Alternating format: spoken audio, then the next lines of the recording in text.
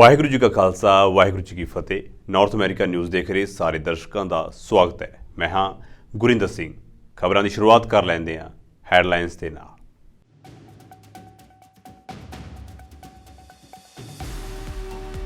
रूस यूक्रेन जंग ਦੇ ਵਿਚਕਾਰ ਰਾਸ਼ਟਰਪਤੀ ਬਾਈਡਨ ਨੇ ਪ੍ਰਗਟਾਇਆ ਵੱਡਾ ਖਦਸ਼ਾ। ਕਿਹਾ ਜੇਕਰ ਪੁਤਿਨ ਨੇ ਜੰਗ ਦੇ ਵਿੱਚ ਜਿੱਤ ਹਾਸਲ ਕੀਤੀ ਤਾਂ ਪੁਤਿਨ ਨਾਟੋ ਦੇ ਸਹਿਯੋਗੀ ਦੇਸ਼ਾਂ ਉੱਪਰ ਵੀ ਕਰ ਸਕਦਾ ਹੈ ਹਮਲਾ।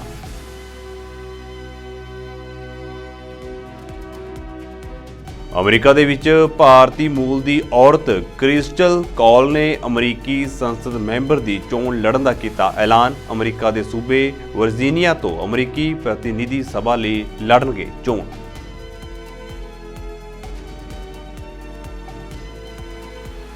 ਬੈਂਕ ਆਫ ਕੈਨੇਡਾ ਵਿਆਜ ਦਰਾਂ ਵਿੱਚ ਨਹੀਂ ਕਰੇਗਾ ਵਾਧਾ। ਵਿਆਜ ਦਰ ਨੂੰ 5% ਉੱਤੇ ਬਰਕਰਾਰ ਰੱਖਣ ਦਾ ਬੈਂਕ ਆਫ ਕੈਨੇਡਾ ਨੇ ਲਿਆ ਫੈਸਲਾ।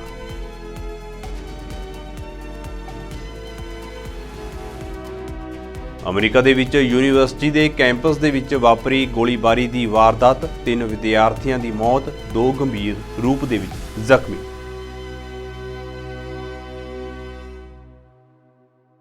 ਤੇ ਹੁਣ ਖਬਰਾਂ ਵਿਸਥਾਰ ਦੇ ਨਾਲ। ਅਮਰੀਕੀ ਰਾਸ਼ਟਰਪਤੀ ਜੋ ਬਾਈਡਨ ਨੇ ਇੱਕ ਵਾਰ ਫਿਰ ਯੂਕਰੇਨ ਨੂੰ ਫੌਜੀ ਸਹਾਇਤਾ ਦੇਣ ਦਾ ਐਲਾਨ ਕੀਤਾ ਹੈ। ਬਾਈਡਨ ਨੇ ਕਿਹਾ ਹੈ ਕਿ ਯੂਕਰੇਨ ਉੱਤੇ ਰੂਸ ਦੀ ਜਿੱਤ ਅਮਰੀਕੀ ਫੌਜਾਂ ਨੂੰ ਜੰਗ ਦੇ ਵਿੱਚ ਲਿਆ ਸਕਦੀ ਹੈ। ਬਾਈਡਨ ਨੇ ਕਿਹਾ ਹੈ ਕਿ ਜੇਕਰ ਪੁਤਿਨ ਜੰਗ ਦੇ ਵਿੱਚ ਜਿੱਤ ਪ੍ਰਾਪਤ ਕਰਦਾ ਹੈ ਤਾਂ ਉਹ ਉੱਥੇ ਨਹੀਂ ਰੁਕੇਗਾ। ਪੁਤਿਨ ਨਾਟੋ ਦੇ ਸਹਿਯੋਗੀ ਦੇਸ਼ਾਂ ਉੱਪਰ ਹਮਲਾ ਕਰੇਗਾ। ਬਾਈਡਨ ਨੇ ਕਿਹਾ ਹੈ ਕਿ ਅਸੀਂ ਪੁਤਿਨ ਨੂੰ ਕਿਸੇ ਵੀ ਕੀਮਤ ਉੱਤੇ ਜਿੱਤਣ ਨਹੀਂ ਦੇ ਸਕਦੇ। Supplemental funding for Ukraine before they break for the holiday resources. As simple as that. Frankly, I think it's stunning that we've gotten to this point in the first place. While Republicans in Congress are willing to give Putin the greatest gift he could hope for and abandon our global leadership, not just in Ukraine, but beyond that. We've all seen the brutality that Putin has inflicted on Ukraine, invading another country, trying to subjugate his neighbors to his iron rule, committing atrocities against Ukrainian civilians, trying to plunge them into the cold and darkness of winter by bombing their electrical grid so they don't have any heat during the winter, or electricity for that matter, kidnapping thousands of Ukrainian children from their parents and families and keeping them in Russia. Russian forces are committing war crimes. It's as simple as that. It's stunning. Who is prepared to walk away from holding Putin accountable for this behavior? Who among us is really prepared to do that? You know, for the better part of 2 years, the brave people of Ukraine have denied Russia a victory on the battlefield. They've defeated Vladimir Putin's ambition to dominate Ukraine. And the people of the United States can and should take pride. They should take pride that we've enabled Ukraine's success thanks to the steady supply of weapons and ammunition. We provided them together with our partners and our allies. I just did a meeting with the G7, which was one of the issues we discussed. All of the European leaders. We are prepared to stay with us, stay with Ukraine. And our European friends are as well. Who in the United States are prepared to walk away from that? I tell you, I'm not prepared to walk away. And I don't think the American people are either. If Putin takes Ukraine, he won't stop there. It's important to see the long run here. He's going to keep going. He's made that pretty clear. If Putin attacks a NATO ally, America ਦੀ ਰਾਸ਼ਟਰਪਤੀ ਚੋਣਾਂ ਦੇ ਲਈ Republican party ਤੋਂ ਕਈ ਉਮੀਦਵਾਰਾਂ ਨੇ ਆਪਣੇ ਨਾਮ ਦਰਜ ਕਰਵਾਏ ਨੇ। ਇਹਨਾਂ ਸਾਰੇ ਉਮੀਦਵਾਰਾਂ ਦੇ ਵਿੱਚ ਇੱਕ ਪਾਸੇ ਭਾਰਤੀ ਮੂਲ ਦੇ ਵਿਵੇਕ ਰਾਮਾਸਵਾਮੀ ਹਨ, ਉੱਥੇ ਹੀ ਦੂਜੇ ਪਾਸੇ ਨਿੱਕੀ ਹੈਲੀ ਵੀ ਰਿਪਬਲਿਕਨ ਪਾਰਟੀ ਤੋਂ ਰਾਸ਼ਟਰਪਤੀ ਅਹੁਦੇ ਦੀ ਉਮੀਦਵਾਰ ਬਣਨ ਦੀ ਕੋਸ਼ਿਸ਼ ਕਰ ਰਹੀ ਹੈ। ਅਜਿਹੇ ਵਿੱਚ ਦੋਵੇਂ ਇੱਕ ਦੂਜੇ ਉੱਤੇ ਇਲਜ਼ਾਮ ਅਤੇ ਜਵਾਬੀ ਦੋਸ਼ ਲਗਾ ਰਹੇ ਨੇ। ਬਾਇਓਟੈਕ ਉਦਯੋਗਪਤੀ ਰਾਮਾਸਵਾਮੀ ਨੇ ਵੀ ਹੈਲੀ ਨੂੰ ਫਾਸੀਵਾਦੀ ਅਤੇ ਭ੍ਰਿਸ਼ਟ ਕਿਹਾ ਹੈ। ਉਸਨੇ ਦੋਸ਼ ਲਾਇਆ ਕਿ ਹੁਣ ਬਾਈਡਨ ਦੇ ਸ਼ਾਸਨ ਤੋਂ ਵੱਧ ਫਾਸੀਵਾਦੀ ਇੱਕਮਾਤਰ ਵਿਅਕਤੀ ਨਿੱਕੀ ਹੈਲੀ ਹੈ।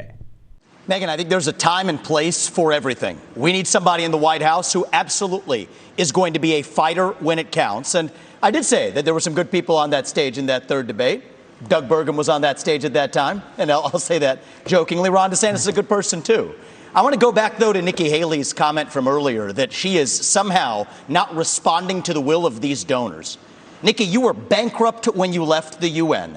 After you left the UN, you became a military contractor. You actually started joining service on the board of Boeing, whose back you scratched for a very long time, and then gave foreign multinational speeches like Hillary Clinton is, and now you're a multimillionaire. That math does not add up. It adds up to the fact that you are corrupt. And when I said they were bought and paid for, I meant the Republican establishment, not the Democratic establishment. Now you have Reid Hoffman, the person who's effectively George Soros Jr., funding lawsuits across this country against Donald Trump to keep him off the ballot, funding left-wing causes. We discovered this week that he is one of Nikki Haley's largest supporters. Larry Fink, the king of the woke industrial complex, the ESG movement, the CEO of BlackRock, the most powerful company in the world, now supporting Nikki Haley. And to say that doesn't affect her is false, because it's after that meeting later that day that she says that every American needs to be doxxed by having their ID, their government-issued ID, tied to what they say on the internet. So I think that this is far more corrupt than I even imagined when I entered politics. But I will say this. It is going to take a leader from the outside, with fresh legs, from the next generation to unite this country.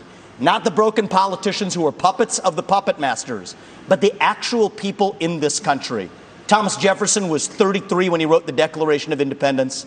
I think it's going to take somebody whose best days in life are still ahead to see a country whose best days are ahead of itself. And I think I can reach that next generation better than anybody else in this race. America ਦੇ ਵਿੱਚ ਭਾਰਤੀ ਮੂਲ ਦੀ ਔਰਤ crystal call ਨੇ ਅਮਰੀਕੀ ਸੰਸਦ member ਦੀ ਚੋਣ ਲੜਨ ਦਾ ਐਲਾਨ ਕੀਤਾ ਹੈ। ਉਹ ਅਮਰੀਕਾ ਦੇ ਸੂਬੇ ਵਰਜੀਨੀਆ ਤੋਂ ਅਮਰੀਕੀ ਪ੍ਰਤੀਨਿਧੀ ਸਭਾ ਦੇ ਲਈ ਚੋਣ ਲੜੇਗੀ। ਕ੍ਰਿਸਟਲ ਕੌਲ ਮੂਲ ਰੂਪ ਤੋਂ ਭਾਰਤ ਦੇ ਕਸ਼ਮੀਰ ਦੀ ਰਹਿਣ ਵਾਲੀ ਹੈ। ਉਸ ਦੇ ਪਿਤਾ ਕਸ਼ਮੀਰੀ ਹਨ। ਕ੍ਰਿਸਟਲ ਅਗਲੇ ਸਾਲ 2024 ਦੇ ਵਿੱਚ ਅਮਰੀਕਾ ਵਿੱਚ ਹੋਣ ਵਾਲੀਆਂ ਆਮ ਚੋਣਾਂ ਦੇ ਵਿੱਚ ਰਾਸ਼ਟਰਪਤੀ ਬਾਈਡਨ ਦੀ ਡੈਮੋਕ੍ਰੈਟਿਕ ਪਾਰਟੀ ਵੱਲੋਂ ਚੋਣ ਲੜਨਗੇ। ਜੇਕਰ ਉਹ ਇਹ ਸੰਸਦੀ ਚੋਣ ਜਿੱਤ ਜਾਂਦੀ ਹੈ ਤਾਂ ਉਹ ਪ੍ਰਮਿਲਾ ਜੈਪਾਲ ਤੋਂ ਬਾਅਦ ਅਮਰੀਕੀ ਹੇਠਲੇ ਸਦਨ ਵਿੱਚ ਪਹੁੰਚਣ ਵਾਲੀ ਭਾਰਤੀ ਮੂਲ ਦੀ ਦੂਜੀ ਅਮਰੀਕੀ ਔਰਤ ਬਣ ਜਾਵੇਗੀ। ਹੁਣ ਪ੍ਰਮਿਲਾ ਜੈਪਾਲ ਦੀ ਭੈਣ ਸੁਸ਼ੀਲਾ ਜੈਪਾਲ ਵੀ ਚੋਣ ਦੇ ਲਈ ਮੈਦਾਨ ਵਿੱਚ ਹੈ। ਉਹ ਓਰੇਗਨ ਜ਼ਿਲ੍ਹੇ ਤੋਂ ਸੰਸਦੀ ਚੋਣ ਲੜਨ ਜਾ ਰਹੀ ਹੈ। ਕ੍ਰਿਸਟਲ ਪਹਿਲਾਂ ਹੀ ਸਪਸ਼ਟ ਕਰ ਚੁੱਕੀ ਹੈ ਕਿ ਚੋਣ ਜਿੱਤਣ ਤੋਂ ਬਾਅਦ ਉਹ ਸਿੱਖਿਆ, ਸਿਹਤ ਅਤੇ ਜਨਤਕ ਸੁਰੱਖਿਆ ਦੇ ਮੁੱਦਿਆਂ ਉੱਤੇ ਧਿਆਨ ਦੇਵੇਗੀ। ਅਮਰੀਕਾ ਅਤੇ ਕੈਨੇਡਾ ਦੇ ਵਿੱਚ ਸਿੱਖ ਆਗੂਆਂ ਦੇ ਕਤਲ ਦੀਆਂ ਸਾਜ਼ਿਸ਼ਾਂ ਦੇ ਵਿੱਚ ਭਾਰਤ ਦੀ ਭੂਮਿਕਾ ਦੀ ਅਮਰੀਕੀ ਸੰਸਦ ਵਿੱਚ ਆਲੋਚਨਾ ਕੀਤੀ ਗਈ। ਅਮਰੀਕਾ ਦੀ ਸੈਨੇਟ ਦੇ ਵਿੱਚ ਅੰਤਰਰਾਸ਼ਟਰੀ ਦਮਨ ਬਾਰੇ ਹੋਈ ਸੁਣਵਾਈ ਦੌਰਾਨ ਭਾਰਤ ਦੀ ਕਥਿਤ ਭੂਮਿਕਾ ਦਾ ਕਈ ਵਾਰ ਜ਼ਿਕਰ ਆਇਆ। ਸੈਨੇਟ ਦੀ ਉਕਤ ਸੁਣਵਾਈ ਦੌਰਾਨ ਵਰਜੀਨੀਆ ਤੋਂ ਸੈਨੇਟਰ ਟਿਮ ਕੇਨ ਨੇ ਕਥਿਤ ਤੌਰ ਉੱਤੇ ਭਾਰਤ ਵੱਲੋਂ ਸਮਰਥਿਤ ਕਤਲਾਂ ਦੀ ਸਾਜ਼ਿਸ਼ ਦੀ ਨਿੰਦਿਆ ਕੀਤੀ। ਸੈਨੇਟਰ ਟਿਮ ਨੇ ਕਿਹਾ ਹੈ ਕਿ ਅਸੀਂ ਅਕਸਰ ਕਹਿੰਦੇ ਹਾਂ ਕਿ ਅਸੀਂ ਦੁਨੀਆ ਦਾ ਸਭ ਤੋਂ ਪੁਰਾਣਾ ਲੋਕਤੰਤਰ ਹਾਂ ਅਤੇ ਭਾਰਤ ਸਭ ਤੋਂ ਵੱਡਾ ਲੋਕਤੰਤਰ ਹੈ, ਪਰ ਇਹ ਇੱਕ ਸਨਮਾਨਯੋਗ ਲੋਕਤੰਤਰ ਦਾ ਵਿਵਹਾਰ ਨਹੀਂ ਹੈ। ਉਹਨਾਂ ਜ਼ਿਕਰ ਕੀਤਾ ਹੈ ਕਿ ਪ੍ਰਧਾਨ ਮੰਤਰੀ ਜਸਟਿਨ ਟਰੂਡੋ ਵੱਲੋਂ ਪਹਿਲੀ ਵਾਰ BC ਦੇ ਵਿੱਚ ਭਾਈ ਹਰਦੀਪ ਸਿੰਘ ਨਿੱਜਰ ਦੀ ਜੂਨ ਦੇ ਵਿੱਚ ਹੋਈ ਹੱਤਿਆ ਦੇ ਨਾਲ ਭਾਰਤ ਦਾ ਸਬੰਧ ਹੋਣ ਦੇ ਦੋਸ਼ ਲਾਏ ਜਾਣ ਤੋਂ ਬਾਅਦ ਭਾਰਤ ਕਿਵੇਂ ਇਹਨਾਂ ਦਾਅਵਿਆਂ ਨੂੰ ਖਾਰਜ ਕਰਦਾ ਰਿਹਾ ਸੀ। ਕੇਨ ਨੇ ਕਿਹਾ ਹੈ ਕਿ ਨਿਊਯਾਰਕ ਦੇ ਵਿੱਚ ਇੱਕ ਅਮਰੀਕੀ ਨਾਗਰਿਕ ਨੂੰ ਮਾਰਨ ਦੀ ਨਾਕਾਮ ਕੋਸ਼ਿਸ਼ ਦੇ ਵਿੱਚ ਇੱਕ ਭਾਰਤੀ ਅਧਿਕਾਰੀ ਦੇ ਸ਼ਾਮਲ ਹੋਣ ਦੇ ਅਮਰੀਕਾ ਦੇ ਇਲਜ਼ਾਮਾਂ ਉੱਤੇ ਭਾਰਤ ਦਾ ਰਿਸਪੌਂਸ ਕੁਝ ਵੱਖਰਾ ਰਿਹਾ ਹੈ। ਅਮਰੀਕਾ ਦੇ ਲਾਸ ਵੇਗਾਸ ਦੇ ਵਿੱਚ ਯੂਨੀਵਰਸਿਟੀ ਆਫ ਨੇਵਾਡਾ ਕੈਂਪਸ ਦੇ ਵਿੱਚ ਹੋਏ ਹਮਲੇ ਦੇ ਵਿੱਚ 3 ਲੋਕਾਂ ਦਾ ਗੋਲੀ ਮਾਰ ਕੇ ਕਤਲ ਕੀਤਾ ਗਿਆ, ਜਦੋਂ ਕਿ ਚੌਥਾ ਵਿਅਕਤੀ ਗੰਭੀਰ ਰੂਪ ਦੇ ਨਾਲ ਜ਼ਖਮੀ ਹੋਇਆ। ਪੁਲਿਸ ਨੇ ਦੱਸਿਆ ਹੈ ਕਿ ਸ਼ੱਕੀ ਹਮਲਾਵਰ ਵੀ ਮ੍ਰਿਤਕ ਪਾਇਆ ਗਿਆ। ਪੁਲਿਸ ਨੇ ਦੱਸਿਆ ਹੈ ਕਿ ਹਮਲੇ ਤੋਂ ਬਾਅਦ ਵੱਡੀ ਗਿਣਤੀ ਵਿੱਚ ਪੁਲਿਸ ਬਲ ਯੂਨੀਵਰਸਿਟੀ ਕੈਂਪਸ ਦੇ ਵਿੱਚ ਪਹੁੰਚ ਗਏ ਨੇ। ਉਹਨਾਂ ਕਿਹਾ ਹੈ ਕਿ ਹਮਲੇ ਦੇ ਸਮੇਂ ਵਿਦਿਆਰਥੀਆਂ ਨੇ ਆਪਣੇ ਆਪ ਨੂੰ ਕਲਾਸਰੂਮ ਦੇ ਵਿੱਚ ਬੰਦ ਕਰ ਲਿਆ ਸੀ। ਫਿਲਹਾਲ ਪੁਲਿਸ ਨੇ ਹਮਲਾਵਰ ਦੀ ਪਹਿਚਾਣ ਜਾਰੀ ਨਹੀਂ ਕੀਤੀ ਅਤੇ ਨਾ ਹੀ ਹਮਲੇ ਦੇ ਕਾਰਨਾਂ ਦਾ ਕੋਈ ਖੁਲਾਸਾ ਕੀਤਾ ਹੈ। As you all know, of course, this is a tragic day for all of us in southern Nevada. And at approximately 11:45 a.m., LVMPD dispatch received reports of an active shooter at the UNLV campus. UNLV campus police responded to the scene and engaged the suspect immediately right outside of Beam Hall. LVMPD officers also responded simultaneously. I can tell you today, 3 of the victims are confirmed deceased. There is a 4th victim who suffered a gunshot wound and is now currently in Sunrise Hospital, upgraded to stable condition. In addition to that, there were 4 additional people who were transported from the scene to nearby hospitals suffering from panic attacks. 2 of our officers were treated at UMC for minor injuries, which were received while searching the vast rooms and buildings for victims at UNLV. Our hearts go out to the entire UNLV community. No student should have to fear pursuing their dreams on the college campus. What happened today is a heinous, unforgivable crime, but I want y'all to know something. It's a crime that we train for each and every day. When there is an active shooter threat, the men and women of the Southern Nevada first responder community, police, fire, and EMS come together to respond quickly and decisively with zero hesitation. Within minutes, both on and off duty responders race to the campus to prevent further loss of life. On a personal note, I'll tell you that after 1 October and all the time and effort and energy that we've put together in training with the men and women of law enforcement, the fire service, and EMS, watching how seamlessly they work together today made me very, very proud to be their sheriff. ਤੇ ਉਧਰ bank of Canada ਨੇ ਵਿਆਜ ਦਰ ਨੂੰ 5% ਉੱਤੇ ਬਰਕਰਾਰ ਰੱਖਣ ਦਾ ਫੈਸਲਾ ਕੀਤਾ। ਇਸ ਕਦਮ ਦੀ ਵਿਆਪਕ ਤੌਰ ਉੱਤੇ ਉਮੀਦ ਕੀਤੀ ਜਾ ਰਹੀ ਸੀ ਕਿਉਂਕਿ 2022 ਦੀ ਸ਼ੁਰੂਆਤ ਤੋਂ ਮਹਿੰਗਾਈ ਨੂੰ ਨੱਥ ਪਾਉਣ ਲਈ ਵਿਆਜ ਦਰ ਨੂੰ 10 ਵਾਰ ਵਧਾਉਣ ਤੋਂ ਬਾਅਦ ਬੈਂਕ ਨੇ ਹਾਲ ਹੀ ਦੇ ਵਿੱਚ ਸੰਕੇਤ ਦੇਣੇ ਸ਼ੁਰੂ ਕਰ ਦਿੱਤੇ ਨੇ ਕਿ ਵਿਆਜ ਦਰਾਂ ਵਿੱਚ ਵਾਧੇ ਦਾ ਸਿਲਸਿਲਾ ਸਮਾਪਤੀ ਦੇ ਨੇੜੇ ਹੋ ਸਕਦਾ ਹੈ। ਬੈਂਕ ਨੇ ਆਪਣੇ ਫੈਸਲੇ ਦਾ ਐਲਾਨ ਕਰਦਿਆਂ ਕਿਹਾ ਹੈ ਕਿ ਮਹਿੰਗਾਈ ਨੂੰ ਠੱਲ ਪਾਉਣ ਲਈ ਵਿਆਜ ਦਰਾਂ ਵਿੱਚ ਵਾਧਾ ਕੀਤਾ ਜਾ ਰਿਹਾ ਸੀ ਪਰ ਹੁਣ ਵਿਆਜ ਦਰਾਂ ਨੂੰ 5% ਉੱਤੇ ਹੀ ਬਰਕਰਾਰ ਰੱਖਿਆ ਜਾਵੇਗਾ।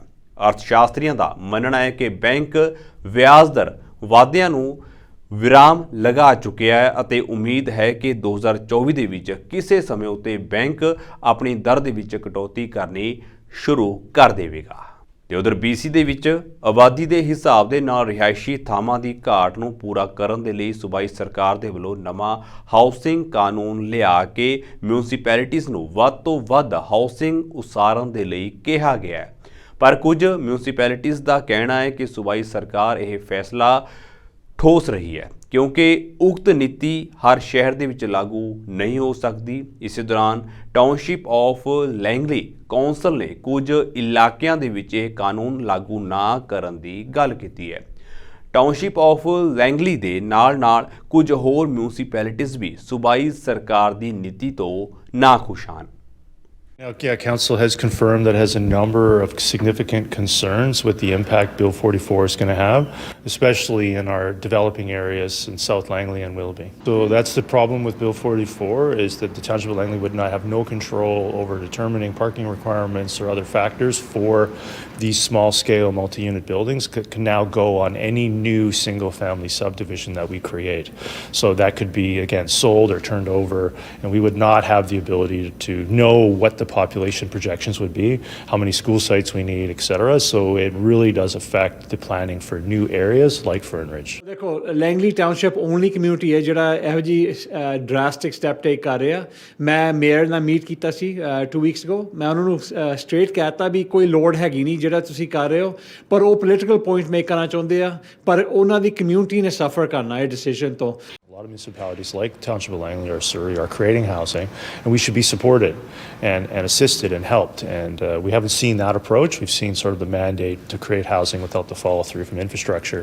You know, we're not seeing the same pace of infrastructure investment into our highways or our school system or our hospital that I think we need to see in order to continue to grow at these rates. I think we have to work with the province and advocate that if you're going to call out the Township of Langley to produce even more housing, then we really need to see follow through with the schools, the hospital and the highways. ਜਿਹੜਾ missing middle housing ਆ ਜਿਹੜਾ 3 and 4 units ਆ ਇਹ actually caste effective ਤਰੀਕਾ ਆ housing ਬਣਾਉਣ ਲਈ because ਜ਼ਿਆਦਾ ਇਨਫਰਾਸਟਰਕਚਰ ਨਹੀਂ ਚਾਹੀਦਾ ਉਹਦੇ ਨਾਲ। ਦੈਟਸ ਵਾਈ ਅਸੀਂ ਇਹ ਲੈਜਿਸਲੇਸ਼ਨ ਲੈ ਕੇ ਆਏ ਹਾਂ। ਅਸੀਂ ਇਕੱਲੇ ਨਹੀਂ ਆ। New Zealand, Auckland, California, Washington state, Oregon state, ਸਾਰੇ ਵੈਸਟ ਕੋਸਟ ਦੇ ਸਾਰੇ ਸਟੇਟਸ ਸੇਮ ਪੋਲਿਸੀਜ਼ ਲੈ ਕੇ ਆ ਰਹੇ ਬਿਕਾਜ਼ ਇਹ effective way for new housing ਲਈ ਹੈ। ਜਿਹੜੇ ਕਮਿਊਨਿਟੀਜ਼ ਕਹਿੰਦੇ ਵੀ ਸਾਨੂੰ ਇਨਫਰਾਸਟ੍ਰਕਚਰ ਇੰਕਰੀਜ਼ ਕਰਨਾ ਪੈਣਾ, ਮੈਂ ਉਹਨਾਂ ਦੇ ਨਾਲ ਹਾਂ। ਅਸੀਂ $1 ਬਿਲੀਅਨ ਪ੍ਰੋਵਾਈਡ ਕੀਤਾ। ਮੈਟਰੋ ਵੈਂਕੂਵਰ ਨੂੰ ਅਸੀਂ $250 ਮਿਲੀਅਨ ਦਿੱਤਾ ਉਹਨਾਂ ਦਾ ਵੇਸਟ ਵਾਟਰ ਫੈਸਿਲਿਟੀ ਲਈ, ਉਹਨਾਂ ਨੂੰ ਟ੍ਰਾਂਸਲਿੰਕ ਲਈ ਪੈਸੇ ਦਿੱਤੇ। ਅਸੀਂ ਸਕੂਲਸ ਬਿਲਡ ਕਰ ਰਹੇ ਹਾਂ। ਇਹ ਸਾਰੀਆਂ ਚੀਜ਼ਾਂ ਅਸੀਂ ਇਨਵੈਸਟਮੈਂਟ ਕਰ ਰਹੇ ਹਾਂ, ਪਰ ਸਾਡਾ ਮੈਸੇਜ ਸਾਰਿਆਂ ਨੂੰ ਇਹ ਹੈ ਵੀ ਹਾਊਸਿੰਗ ਐਂਡ ਇਨਫਰਾਸਟ੍ਰਕਚਰ, ਇਹ ਨਹੀਂ ਵੀ ਤੁਸੀਂ ਬਸ ਇੱਕ ਬਿਲਡ ਕਰੋ ਦੂਜਾ ਨਾ ਬਿਲਡ ਕਰੋ, ਦੋਨੇ ਸਾਨੂੰ ਕਰਨੇ ਪੈਣੇ ਆ ਬਿਕਾਜ਼ ਰਾਈਟ ਨਾਓ ਅਸੀਂ ਮੇਜਰ ਹਾਊਸਿੰਗ ਕ੍ਰਾਈਸਿਸ ਵਿੱਚ ਆ ਅਤੇ ਅੰਟਿਲ ਅਸੀਂ ਕੋਈ ਸਟੈਪਸ ਟੇਕ ਨਹੀਂ ਕਰਦੇ ਅਸੀਂ ਇਹ ਚੈਲੰਜ ਐਡਰੈਸ ਨਹੀਂ ਕਰਦੇ। ਕੰਜ਼ਰਵੇਟਿਵ ਨੇਤਾ ਪੀਅਰੇ ਪੋਲੀਵਰ ਨੇ ਕਿਹਾ ਹੈ ਕਿ ਜੇਕਰ ਲਿਬਰਲ ਸਰਕਾਰ ਆਪਣੇ ਕਾਰਬਨ ਟੈਕਸ ਦੇ ਕੁਝ ਹਿੱਸਿਆਂ ਨੂੰ ਖਤਮ ਨਹੀਂ ਕਰਦੀ ਹੈ ਤਾਂ ਕੰਜ਼ਰਵੇਟਿਵ ਛੁੱਟੀਆਂ ਦੇ ਵਿਚਕਾਰ ਸੰਸਦ ਦੇ ਸੈਸ਼ਨ ਨੂੰ ਜਾਰੀ ਰੱਖਣਗੇ। ਪੋਲੀਵਰ ਨੇ ਪ੍ਰਧਾਨ ਮੰਤਰੀ ਜਸਟਿਨ ਟਰੂਡੋ ਨੂੰ ਕਿਹਾ ਹੈ ਕਿ ਜਦੋਂ ਤੱਕ ਟੈਕਸ ਖਤਮ ਨਹੀਂ ਹੋ ਜਾਂਦਾ ਤੁਹਾਨੂੰ ਆਰਾਮ ਨਹੀਂ ਮਿਲੇਗਾ। ਕੰਜ਼ਰਵੇਟਿਵਾਂ ਦਾ ਕਹਿਣਾ ਹੈ ਕਿ ਜਦੋਂ ਤੱਕ ਲਿਬਰਲ ਸਾਰੇ ਘਰੇਲੂ ਹੀਟਿੰਗ ਊਰਜਾ ਸਰੋਤਾਂ ਉੱਤੇ ਟੈਕਸ ਨਹੀਂ ਚੁੱਕਦੇ, ਟੈਕਸ ਤੋਂ ਰਾਹਤ ਦੇਣ ਦੇ ਲਈ ਇੱਕ ਬਿੱਲ ਪਾਸ ਨਹੀਂ ਕਰਦੇ, ਉਦੋਂ ਤੱਕ ਸੰਸਦ ਸੈਸ਼ਨ ਜਾਰੀ ਰਹੇਗਾ। For many people, this Christmas will not be very merry at all. After 8 years of Justin Trudeau, people wonder how they'll put food on the table. Our children write Santa Claus letters asking not for toys or vacations, but just for snow boots and food for their families. Parents stay up late at night, worried how they will keep their homes, after rent prices are rising for the first time in Canadian recorded history faster than wages.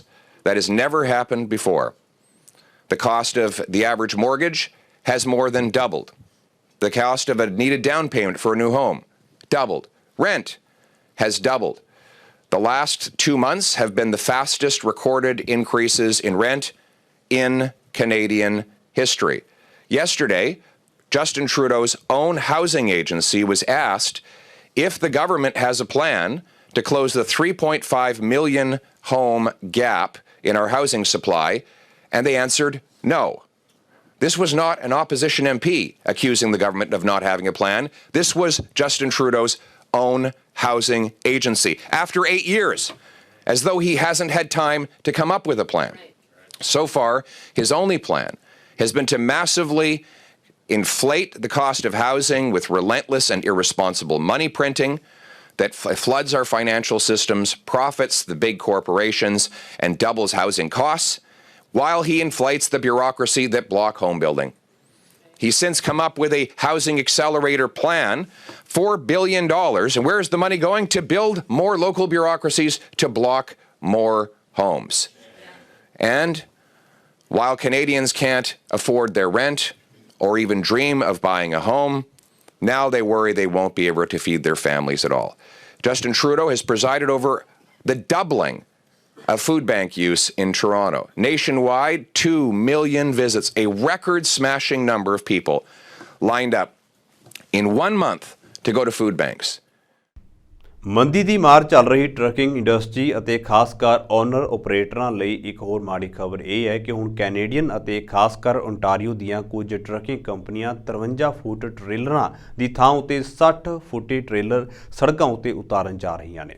ਹਾਲਾਂਕਿ ਇਸ pilot project ਉੱਤੇ ਕੁਝ ਕੁ trucking ਕੰਪਨੀਆਂ 2018 ਤੋਂ ਹੀ ਤਜਰਬੇ ਕਰਕੇ ਵੇਖ ਰਹੀਆਂ ਨੇ, ਪਰ ਹੁਣ ਖਬਰਾਂ ਆ ਰਹੀਆਂ ਨੇ ਕਿ ਓਨਟਾਰੀਓ ਦੀਆਂ ਕਈ ਵੱਡੀਆਂ ਕੰਪਨੀਆਂ ਵੱਡੇ ਪੱਧਰ ਉੱਤੇ ਇਹ 7 ਫੁੱਟ ਵਧੇਰੇ ਲੰਬਾਈ ਵਾਲੇ ਟ੍ਰੇਲਰ ਸੜਕਾਂ ਉੱਤੇ ਉਤਾਰਨ ਜਾ ਰਹੀਆਂ ਨੇ। ਹਾਲਾਂਕਿ ਕੋਈ ਪੁਖਤਾ ਜਾਣਕਾਰੀ ਨਹੀਂ ਹੈ, ਪਰ ਫਿਰ ਵੀ ਕਿਆਸ ਲਗਾਏ ਜਾ ਰਹੇ ਹਨ ਕਿ ਇਹ ਟ੍ਰੇਲਰ ਅਗਲੇ ਵਰੇ ਸੜਕਾਂ ਉੱਤੇ ਆਮ ਹੀ ਦੇਖੇ ਜਾ ਸਕਣਗੇ। ਦੱਸਣਯੋਗ ਹੈ ਕਿ ਇਹ ਅਜੇ ਵੀ ਇੱਕ ਪਾਇਲਟ ਪ੍ਰੋਜੈਕਟ ਐਲਾਨਿਆ ਜਾ ਰਿਹਾ ਹੈ ਅਤੇ ਕਿਹਾ ਜਾ ਰਿਹਾ ਹੈ ਕਿ ਇਸ ਦਾ ਆਮ ਟਰੱਕਿੰਗ ਇੰਡਸਟਰੀ ਨੂੰ ਕੋਈ ਫਰਕ ਨਹੀਂ ਪਵੇਗਾ। ਪਰ ਦੱਸਣਯੋਗ ਹੈ ਕਿ ਜੁਲਾਈ 1994 ਦੇ ਵਿੱਚ ਵੀ ਟ੍ਰੇਲਰਾਂ ਦੀ ਲੰਬਾਈ ਨੂੰ 48 ਫੁੱਟ ਤੋਂ ਵਧਾ ਕੇ 53 ਫੁੱਟ ਕਰ ਦਿੱਤਾ ਗਿਆ ਸੀ, ਜਿਸ ਪਿੱਛੇ ਕਾਰਪੋਰੇਟ ਜਗਤ ਸਮੇਤ ਕੁਝ ਕੁ ਵੱਡੀਆਂ ਟਰੱਕਿੰਗ ਕੰਪਨੀਆਂ ਦਾ ਸਰਕਾਰ ਉੱਤੇ ਦਬਾਅ ਹੋਣ ਦੀਆਂ ਚਰਚਾਵਾਂ ਵੀ ਆਮ ਸੁਣਨ ਨੂੰ ਮਿਲਦੀਆਂ ਹਨ। ਪਰ ਉਸ ਸਮੇਂ ਤੱਕ ਕੈਨੇਡਾ ਦੇ ਵਿੱਚ ਇਮੀਗ੍ਰੈਂਟਸ ਦੀ ਗਿਣਤੀ ਅੱਜ ਦੇ ਮੁਕਾਬਲੇ ਬਹੁਤ ਘੱਟ ਸੀ ਅਤੇ ਟਰੱਕਿੰਗ ਇੰਡਸਟਰੀ ਵੀ ਡਰਾਈਵਰਾਂ ਦੀ ਘਾਟ ਨਾਲ ਜੂਝ ਰਹੀ ਸੀ। ਕੈਨੇਡਾ ਦੇ ਵਿੱਚ ਵੀ ਫਿਰੌਤੀਆਂ ਵਸੂਲਣ ਲਈ ਇੱਕ ਗਿਰੋਹ ਕਾਫੀ ਸਰਗਰਮ ਹੈ। ਐਸਫੋਰਡ ਸ਼ਹਿਰ ਦੇ ਕਾਰੋਬਾਰੀਆਂ ਨੂੰ ਚਿੱਠੀਆਂ ਮਿਲ ਰਹੀਆਂ ਨੇ ਜਿਨ੍ਹਾਂ ਵਿੱਚ ਉਹਨਾਂ ਨੂੰ ਧਮਕੀਆਂ ਦਿੱਤੀਆਂ ਜਾ ਰਹੀਆਂ ਨੇ ਕਿ ਉਹ ਭਵਿੱਖ ਦੇ ਵਿੱਚ ਹੋਣ ਵਾਲੀ ਹਿੰਸਾ ਤੋਂ ਬਚਣ ਲਈ ਫਿਰੌਤੀਆਂ ਦੇਣ। ਹਾਲਾਂਕਿ ਕਿਸੇ ਵੀ ਕਾਰੋਬਾਰੀ ਦੇ ਨਾਲ ਗੈਂਗਸਟਰਾਂ ਨੇ ਸਿੱਧਾ ਸੰਪਰਕ ਨਹੀਂ ਕੀਤਾ, ਪਰ ਚਿੱਠੀਆਂ ਬਹੁਤ ਸਾਰੇ ਵਪਾਰੀਆਂ ਨੂੰ ਮਿਲੀਆਂ ਹਨ। ਇਸ ਦੌਰਾਨ ਸਰੀ ਸੈਂਟਰ ਤੋਂ MP ਰਣਦੀਪ ਸਰਾਏ ਦੇ ਅਨੁਸਾਰ ਕਈ ਕਾਰੋਬਾਰੀਆਂ ਨੇ ਉਹਨਾਂ ਤੱਕ ਪਹੁੰਚ ਕੀਤੀ ਹੈ ਅਤੇ ਉਹ ਇਹ ਮਾਮਲਾ ਫੈਡਰਲ ਸਰਕਾਰ ਤੱਕ ਲੈ ਕੇ ਜਾਣਾ ਚਾਹੁੰਦੇ ਹਨ। ਦੇਖੋ ਜਨਰਲੀ ਜਿਵੇਂ ਮੈਨੂੰ ਪਤਾ ਲੱਗਾ ਕਿ ਉਹਨਾਂ ਨੂੰ ਪਹਿਲਾਂ ਫੋਨ ਆਉਂਦਾ ਆ, ਕੋਈ WhatsApp ਕਾਲ ਤੋਂ ਡਿਫਰੈਂਟ ਨਾਂ ਤੋਂ ਆਉਂਦਾ ਆ, ਉਹ ਇਹ ਦੱਸਦੇ ਕਿ ਅਸੀਂ ਕੋਈ ਗੈਂਗ ਦੇ ਨਾਲ ਐਫੀਲੀਏਟਡ ਆ, ਤੁਸੀਂ ਕਾਰੋਬਾਰ ਤੁਹਾਡਾ ਬਹੁਤ ਵਧਿਆ, ਇੰਨੇ ਪੈਸੇ ਦਿਓ, ਜੇ ਨਹੀਂ ਦਿਓ ਤਾਂ ਦੇਖਿਓ ਕੀ ਹੁੰਦਾ ਤੁਹਾਡੇ ਨਾਲ। ਕਈ ਉਹਨੂੰ ਹੈਂਗ ਅਪ ਕਰ ਦਿੰਦੇ ਆ ਜਾਂ ਇਗਨੋਰ ਕਰ ਦਿੰਦੇ ਆ, ਫਿਰ ਸਬਸੀਕੁਐਂਟ ਫੇਕ ਕਾਲ ਆਉਂਦਾ ਜਾਂ ਉਹਨੂੰ ਬਲੌਕ, ਪਹਿਲੇ ਨੰਬਰ ਨੂੰ ਬਲੌਕ ਕਰ ਲੈਂਦੇ, ਹੋਰ ਨੰਬਰ ਤੋਂ ਆ ਜਾਂਦਾ ਆ। ਫਿਰ ਜੇ ਨਹੀਂ ਕਰਦੇ ਤਾਂ ਫਿਰ ਜਿਵੇਂ ਆਪਾਂ ਕਈ ਨੂੰ ਸੁਣਿਆ ਕਿ ਉਹਨੇ ਆਇਦਰ ਸ਼ੂਟਿੰਗ ਕੀਤੀ ਉਹਨਾਂ ਦੇ ਘਰ ਦੇ ਉੱਤੇ ਜਾਂ ਹੋਰ ਥ੍ਰੈਟ ਕੀਤੇ ਆ। ਮੇਰੇ ਕੈਬਸਫੋਰਡ ਕੇਸ ਦੇ ਵਿੱਚ ਉਹਨਾਂ ਦੀਆਂ ਗੱਡੀਆਂ ਵੀ ਫਿਰ ਬਾਅਦ 'ਚ ਨੈਕਸਟ ਡੇ ਸਾੜੀਆਂ, ਇਹ ਟਾਈਪ ਆਫ ਥ੍ਰੈਟਸ ਹੁੰਦੀਆਂ। ਨਹੀਂ, ਉਸ ਕਾਰੋਬਾਰ ਨੇ ਡਾਇਰੈਕਟਲੀ ਨਹੀਂ ਕੀਤੀ, ਪਰ ਉਹਨਾਂ ਦੇ ਰਿਸ਼ਤੇਦਾਰਾਂ ਨੇ ਰੀਚ ਆਊਟ ਕੀਤਾ ਤਾਂ ਮੈਂ ਉਹਨਾਂ ਨੂੰ ਐਕਚੁਅਲੀ ਦੱਸਿਆ ਕਿ ਅਸੀਂ ਆਲਰੇਡੀ ਇਹਦੇ ਉੱਤੇ ਕਰ ਰਹੇ ਹਾਂ ਔਰ ਉਹਨਾਂ ਦੀ ਜਿਹੜੀ ਸਿਚੁਏਸ਼ਨ ਹੈ ਉਹ ਆਟਵਾ ਤੱਕ ਵੀ ਔਰ ਇੱਥੇ BC ਗਵਰਨਮੈਂਟ ਸੋਲਿਸਿਟਰ ਜਨਰਲ ਤੱਕ ਵੀ ਉਹਨਾਂ ਦੀ ਪਹੁੰਚਾਈ ਆ। ਸੋ ਹੁਣ ਨਵੀਂ ਕੰਪਲੇਂਟ ਸਾਡੇ ਕੋਲ ਨਹੀਂ ਆਈ ਹੈਗੀ। ਜਿਹੜੀਆਂ ਇਨਵੈਸਟੀਗੇਸ਼ਨ ਪਹਿਲਾਂ ਚੱਲ ਰਹੀਆਂ ਸੀ ਉਹ ਪੂਰੀ ਤਰ੍ਹਾਂ ਚੱਲ ਰਹੀਆਂ ਹੈਗੀਆਂ ਇਨਵੈਸਟੀਗੇਸ਼ਨ, ਅਤੇ ਜਦੋਂ ਸਾਡੇ ਕੋਲ ਅਪਡੇਟ ਹੋਵੇਗੀ ਉਹ ਅਸੀਂ ਪਬਲਿਕ ਨਾਲ ਜ਼ਰੂਰ ਸ਼ੇਅਰ ਕਰਾਂਗੇ। ਪਰ ਹੁਣ ਵੀ ਅਸੀਂ ਇਹੀ ਆਪਣੀ ਕਮਿਊਨਿਟੀ ਨੂੰ ਕਹਿੰਦੇ ਹੈਗੇ ਹਾਂ ਕਿ ਤੁਹਾਨੂੰ ਕੋਈ ਵੀ ਥ੍ਰੈਟ ਕਰ ਰਿਹਾ ਹੈਗਾ, ਐਕਸਟੋਰਟ ਕਰਨ ਦੀ ਕੋਸ਼ਿਸ਼ ਕਰ ਰਿਹਾ ਹੈਗਾ, ਤੁਹਾਤੋਂ ਫਰੌਤੀ ਮੰਗ ਰਿਹਾ ਹੈਗਾ, ਤੁਸੀਂ ਪੁਲਿਸ ਨੂੰ ਜ਼ਰੂਰ ਕੰਟੈਕਟ ਕਰੋ। ਕਿਉਂਕਿ ਜੇ ਤੁਸੀਂ ਸੋਚਦੇ ਹੈਗੇ ਕਿ ਇਹਨਾਂ ਨੂੰ ਫਰੌਤੀ ਦੀ ਰਕਮ ਦੇ ਕੇ ਤਾਂ ਮੇਰੀ ਫੈਮਿਲੀ ਸੇਫ ਹੋ ਜਾਊਗੀ ਜਾਂ ਮੈਨੂੰ ਇਹ ਦੁਬਾਰਾ ਧਮਕੀ ਨਹੀਂ ਦੇਣਗੇ, ਇਹੋ ਜਿਹਾ ਨਹੀਂ ਹੈਗਾ। ਕਿਉਂਕਿ ਜਦੋਂ ਤੁਸੀਂ ਇੱਕ ਵਾਰ ਉਹਨਾਂ ਨੂੰ ਪੈਸੇ ਦੇ ਦਿੰਦੇ ਹੈਗੇ ਆ, ਉਹਨਾਂ ਨੂੰ ਪਤਾ ਲੱਗ ਜਾਂਦਾ ਹੈ ਕਿ ਤੁਹਾਡੇ ਕੋਲ ਹੈਗੇ ਆ ਅਤੇ ਤੁਸੀਂ ਉਹਨਾਂ ਨੂੰ ਹੋਰ ਦੇ ਸਕਦੇ ਆ। So they will keep coming back. So ਇਹ ਬਹੁਤ ਇੰਪੋਰਟੈਂਟ ਹੈਗਾ ਆ ਕਿ ਤੁਸੀਂ ਕੋਈ ਵੀ ਉਹਨਾਂ ਦੀਆਂ ਮੰਗਾਂ ਨੂੰ ਮਨਜ਼ੂਰ ਨਾ ਕਰੋ ਅਤੇ ਪੁਲਿਸ ਨੂੰ ਜ਼ਰੂਰ ਕੰਟੈਕਟ ਕਰੋ। ਆਈ ਥਿੰਕ ਉਹ ਕਾਫੀ ਕੌਨਫੀਡੈਂਸ ਨਾਲ ਮੈਨੂੰ ਜਿਹੜੇ ਸਾਡੇ ਬ੍ਰਾਇਨ ਐਡਵਰਡ ਸਰੀ ਦੇ ਜਿਹੜੇ ਇਸ ਵੇਲੇ ਐਕਟਿੰਗ ਚੀਫ ਹੈਗੇ ਆ, ਉਹਨੇ ਕਿਹਾ ਕਿ ਅਸੀਂ ਇਹਨਾਂ ਨੂੰ ਫੜ ਲੈਣਾ। ਸੋ ਮੇਰੇ ਸਮਝ ਦੇ ਅਨੁਸਾਰ ਕਿ ਉਹਨਾਂ ਕੋਲ ਚੰਗੀ ਇਨਫੋਰਮੇਸ਼ਨ ਹੈਗੀ ਔਰ ਉਹ ਚੰਗੇ ਤਰੀਕੇ ਦੇ ਨਾਲ ਇਨਵੈਸਟੀਗੇਟ ਕਰ ਰਹੇ ਔਰ ਬੜੇ ਜਲਦੀ ਇਹਨਾਂ ਦੇ ਉੱਤੇ ਨੱਥ ਪਾਉਣਗੇ। ਉਹ BC ਗਵਰਨਮੈਂਟ ਹੈਗੀ ਹੈ ਕਿਉਂਕਿ ਪ੍ਰੋਵਿੰਸ਼ੀਅਲ ਮਸਲਾ ਹੈਗਾ ਔਰ Abbotsford Surrey police I think ਜ਼ਿਆਦਾ ਇਹਦੇ ਵਿੱਚ ਇਨਵੋਲਵਡ ਹੈਗੀਆਂ। ਉਹਨਾਂ ਦੇ ਆਈ ਹਿੱਟ ਸਕੁਆਡ ਵੀ ਮੇਰੇ ਅੰਡਰਸਟੈਂਡਿੰਗ ਦੇ ਮੁਤਾਬਕ ਇਨਵੋਲਵਡ ਹੈਗੇ ਆ। ਬਾਕੀ ਜਿਹੜੇ ਰਿਸੋਰਸ ਫੈਡਰਲ ਗਵਰਨਮੈਂਟ ਦੇ ਸਕਦੀ ਆ ਉਹ ਨਹੀਂ ਕਿਹਾ ਕਿ ਅਸੀਂ ਤੁਹਾਡੇ ਲਈ ਹਾਜ਼ਰ ਹੈਗੇ ਜਿੱਥੇ ਵੀ ਕਰਨਾ। ਤਾਂ ਜੇ ਕੋਈ ਇਹਦਾ ਕੋਈ ਇੰਟਰਨੈਸ਼ਨਲ ਕੰਪੋਨੈਂਟ ਹੈਗਾ ਜਾਂ ਕੋਈ ਇਹਦਾ ਆਫਸ਼ੋਰ ਕੰਪੋਨੈਂਟ ਹੈਗਾ, ਉੱਥੇ ਫੈਡਰਲ ਗਵਰਨਮੈਂਟ ਹੈਲਪ ਕਰੂਗੀ। ਮਿਸੀਸਾਗਾ ਦੇ ਵਿੱਚ 2 ਕਾਰਾਂ ਦੇ ਆਪਸ ਦੇ ਵਿੱਚ ਟਕਰਾਉਣ ਦੇ ਕਾਰਨ 3 ਵਿਅਕਤੀ ਜ਼ਖਮੀ ਹੋਏ, ਜਿਨ੍ਹਾਂ ਨੂੰ ਇਲਾਜ ਦੇ ਲਈ ਹਸਪਤਾਲ ਲਿਜਾਇਆ ਗਿਆ। ਪੀਲ ਰੀਜਨਲ ਪੁਲਿਸ ਨੂੰ ਹਾਦਸੇ ਵਾਲੀ ਥਾਂ ਉੱਤੇ ਸੱਦਿਆ ਗਿਆ। ਉਹਨਾਂ ਦੱਸਿਆ ਕਿ ਇੱਕ ਵਿਅਕਤੀ ਉਹਨਾਂ ਨੂੰ ਮੌਕੇ ਉੱਤੇ ਮ੍ਰਿਤਕ ਮਿਲਿਆ, ਜਦਕਿ 2 ਹੋਰਨਾਂ ਨੂੰ ਵੀ ਸੱਟਾਂ ਲੱਗੀਆਂ ਅਤੇ ਉਹਨਾਂ ਨੂੰ ਵੀ ਹਸਪਤਾਲ ਲਿਜਾਇਆ ਗਿਆ। ਪਰ ਉਹਨਾਂ ਦੀਆਂ ਸੱਟਾਂ ਕਿੰਨੀਆਂ ਕੁ ਗੰਭੀਰ ਸਨ, ਇਸ ਬਾਰੇ ਅਜੇ ਤੱਕ ਕੋਈ ਜਾਣਕਾਰੀ ਨਹੀਂ ਮਿਲੀ। ਮਾਮਲੇ ਦੀ ਜਾਂਚ ਕਰਨ ਦੇ ਲਈ ਪੁਲਿਸ ਦੇ ਵੱਲੋਂ ਨਾਲ ਲੱਗਦੀਆਂ ਸਾਰੀਆਂ ਸੜਕਾਂ ਨੂੰ ਬੰਦ ਕਰ ਦਿੱਤਾ ਗਿਆ ਹੈ। Emergency services arrived on scene and located 2 victims. They rendered assistance to each victim. Unfortunately, one was pronounced, an adult male, was pronounced deceased on scene, and a second adult male was transported to a trauma center and is currently in critical but stable condition. Our Major Collision Bureau is on scene, and our aerial support unit is assisting them in investigating the incident here today. Our forensic identification service is en route and will be on scene shortly. We are reaching out to the public. Anyone who may have been in the area around 5 o'clock, 5:30 this morning, who may have been driving by and witnessed the incident or may have had dash cam video, please take a look at it. And if you see anything, please call investigators in our Major Collision Bureau. If you wish to remain anonymous and you do have information, you may call Crime Stoppers. ਜਾਂਦਿਆਂ ਦੇ ਇੱਕ ਵਾਰ ਫਿਰ ਤੋਂ ਨਜ਼ਰ ਮਾਰ ਲੈਂਦੇ ਹਾਂ headlines ਉੱਤੇ।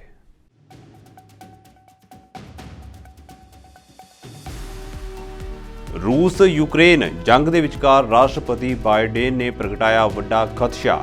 ਕਿਹਾ ਜੇਕਰ ਪੁਤਿਨ ਨੇ ਜੰਗ ਦੇ ਵਿੱਚ ਜਿੱਤ ਹਾਸਲ ਕੀਤੀ ਤਾਂ ਪੁਤਿਨ ਨਾਟੋ ਦੇ ਸਹਿਯੋਗੀ ਦੇਸ਼ਾਂ ਉੱਪਰ ਵੀ ਕਰ ਸਕਦਾ ਹੈ ਹਮਲਾ।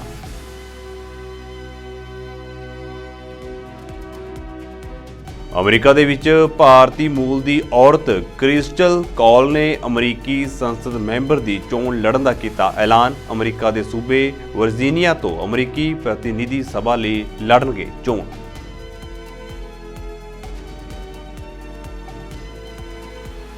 ਬੈਂਕ ਆਫ ਕੈਨੇਡਾ ਵਿਆਜ ਦਰਾਂ ਵਿੱਚ ਨਹੀਂ ਕਰੇਗਾ ਵਾਧਾ। ਵਿਆਜ ਦਰ ਨੂੰ 5% ਉੱਤੇ ਬਰਕਰਾਰ ਰੱਖਣ ਦਾ ਬੈਂਕ ਆਫ ਕੈਨੇਡਾ ਨੇ ਲਿਆ ਫੈਸਲਾ।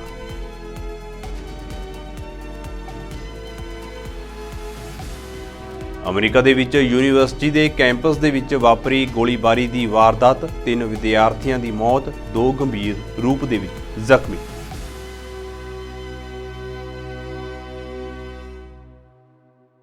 ਸੋ ਫਿਲਹਾਲ ਦੇ ਲਈ ਨਾਰਥ ਅਮਰੀਕਾ ਨਿਊਜ਼ ਦੇ ਵਿੱਚ ਇੰਨਾ ਹੀ ਤੇ ਹੁਣ ਮੈਨੂੰ ਇਜਾਜ਼ਤ ਦਿਓ। ਵਾਹਿਗੁਰੂ ਜੀ ਕਾ ਖਾਲਸਾ, ਵਾਹਿਗੁਰੂ ਜੀ ਕੀ ਫਤਿਹ।